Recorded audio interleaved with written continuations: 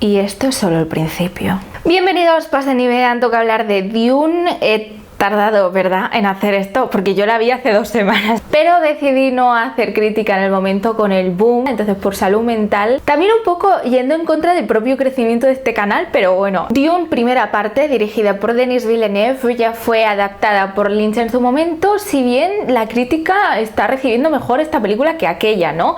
Se estrenó primero en España, solo en cines, y luego tuvo un estreno híbrido vía Estados Unidos. El estreno de España coincidió también con la Semana del Cine, entonces yo creo que la ha hecho bastante bien. Si bien tiene un reparto que ya desde hace un año estaba la gente deseando verla, ¿no? Porque tenemos a Chalamet, a Ferguson, a Zendaya, que parece que está en un anuncio de Colonia. Ferguson fue mi personaje favorito, debo decir. Oscar Isaac, ¿no? Como ese pater familias, y luego Jason Momoa afeitado, que mi amiga Margarita se quedó en shock. Y también tenemos a Stellan Skarsgård padre, que ya a este padre le hemos puesto un monumento en este canal por esos hijos que ha tenido, ¿no? Y también Javier Bardem hacia el final, un poco irreconocible, y me gustó su papel.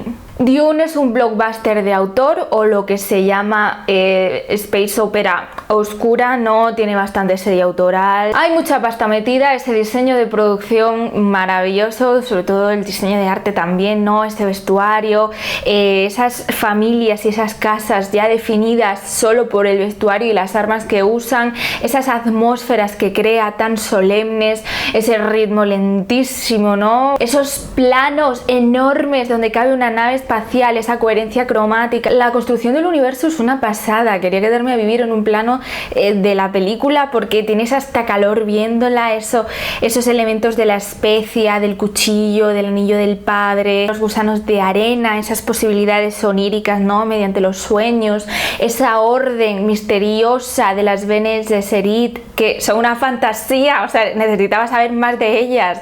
Los Fremen, ¿no? La cultura del agua, incluso ese lenguaje materno-filial de la lengua de signos, esos detalles a mí me embaucaron, la verdad. O sea, salí enamorada. Dune avanza lento, sí, pero con paso seguro, asentando conceptos, personalidades, leyes del universo, definiendo por un lado esos microuniversos y también esa trama clásica que todos conocemos de el elegido. Tiene esa parte bélica, que por ahí yo diré luego algo de cosas que pero también tiene esas intrigas palaciegas, intrigas políticas. Tenemos esa madre superiora, o no sé cómo llamarla, que por un lado es como la mano en la sombra, ¿no? Muy heredera del poder religioso en este mundo, y por otro lado ese emperador que al no verlo da casi más miedo y funciona mejor, porque aumenta su leyenda a ser una sombra, como siempre presente, omnipresente, ¿no?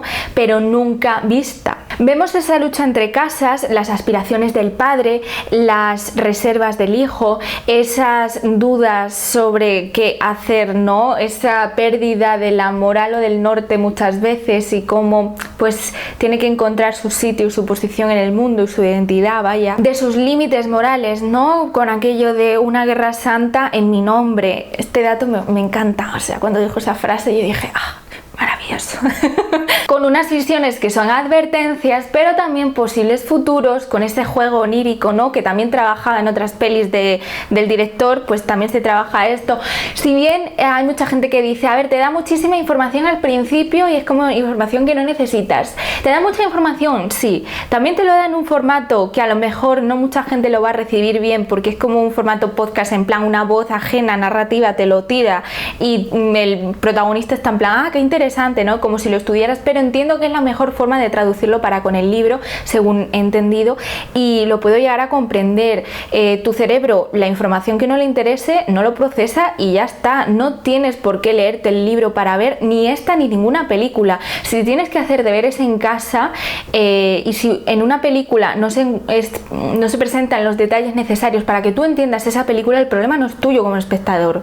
Eso tiene que quedar claro, pero con cualquier obra, No creo que sea mucha información al principio, la necesaria. Hay un mensaje, claro, evidente, o sea, no es subtexto, es ya texto, sobre la preservación de la naturaleza, el ecologismo, las libertades de las vidas autóctonas, el respeto a otras formas de vivir, sobre incluso explotación laboral, de alguna forma, monopolios industriales, sobre colonialismo incluso, pero a mí también el mensaje que me pareció más chulo fue el contraste entre dos formas de hacer política. Está la parte política palaciega, feudal, esta que vemos de las intrigas de palacio, y por otro lado esa forma política muy populista y no por ello buena ni mala, la figura mesiánica de, como dice Paul, una guerra en mi nombre, ¿no?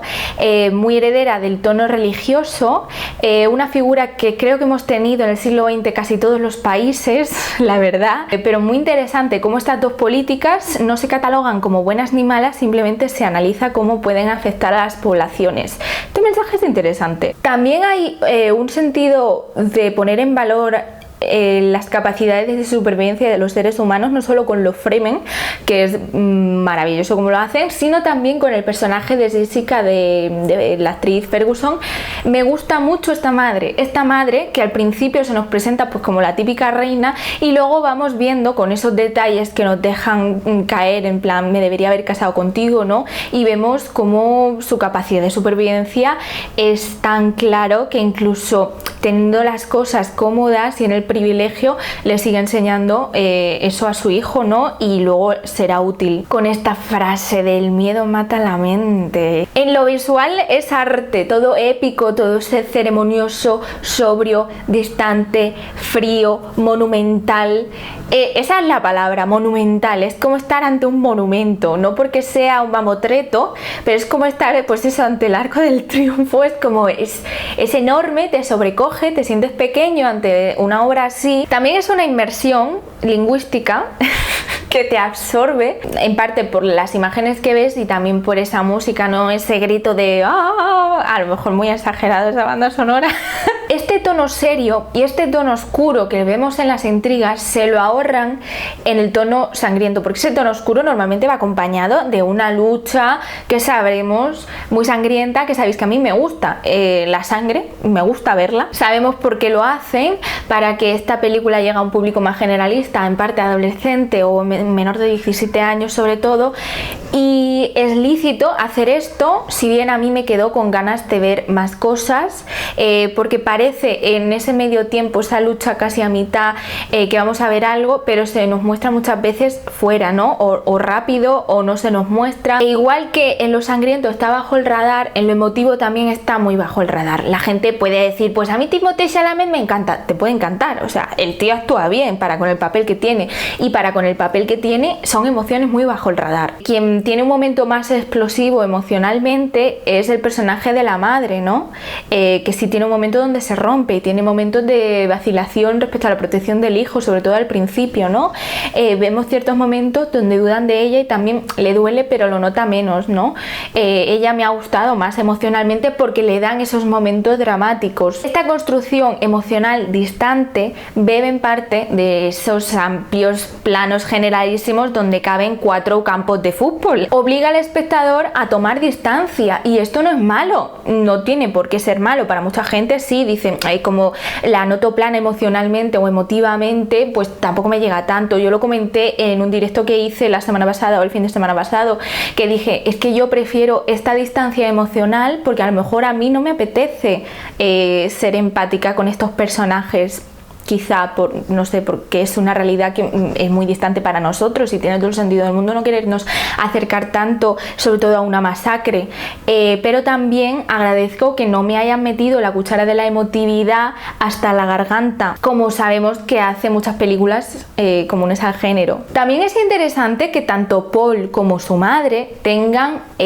aspectos oscuros, no negativos, sino aspectos donde no confías del todo en los personajes, y en parte por eso tampoco llegas a cogerles tanta empatía, ¿no? Evidentemente sigues su camino y Paul es el protagonista y te importa a dónde llega, Es decir, que prime más la sobriedad, la ceremoniosidad, las miradas, la lentitud, y le dediquemos más tiempo a eso y no tanto a la agilidad o a las luchas cuerpo a cuerpo. Son decisiones estilísticas y criterios del director o del equipo de dirección, de producción y de creación de la historia.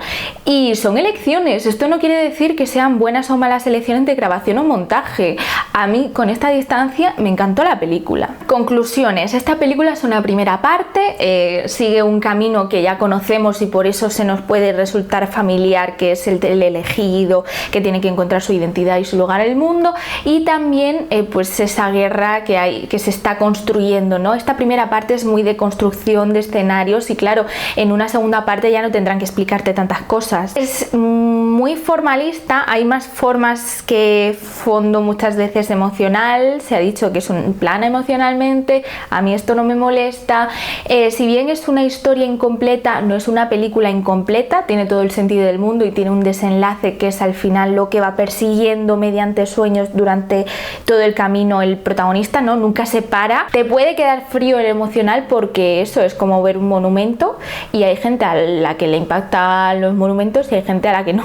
Es el símil más razonable que yo he encontrado, ¿no? con arquitectura. Destaca los apartados técnicos, probablemente se llevará premios en estos apartados, y el personaje de Jessica a mí me fascinó. O sea, quiero una secuela de esa señora. Estoy deseando volver a verla. Además, cuando salí del cine salí extasiadísima. Dije, quiero meterme otra vez a verla, o necesito una serie, un spin-off, lo que sea. Necesito más de este mundo.